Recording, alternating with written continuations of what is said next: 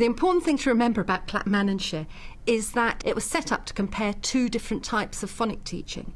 If they had wanted to look at whether or not phonics teaching was better than other forms of teaching, they would have had to have controlled for a huge number of other variables, which they didn't, because that wasn't the question they were asking. The Clackmannan experiment took place at a time of enormous funding for early years. It was a huge early intervention project sponsored by the Scottish Office, and every local authority in Scotland had to bid for money to implement a project.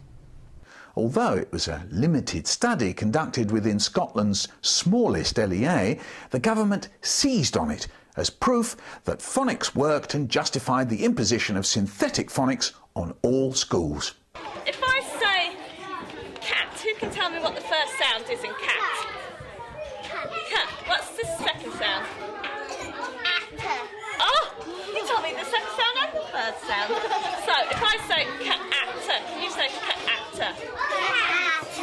Everyone in Scotland, I think, is delighted that Clackmannanshire did well, but the local authority did a lot of good things in terms of how it used its money. First of all, it's a small local authority.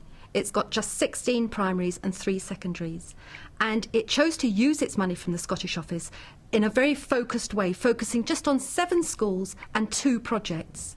One project was a comparison between synthetic and analytic phonics, and the other project was a HomeLink project where they funded teachers to go and work in 4 of their schools, doing things like setting up library borrowing services, homework clubs, helping in classrooms, doing home visits, and a whole host of things to facilitate relationships around literacy between the school and the home.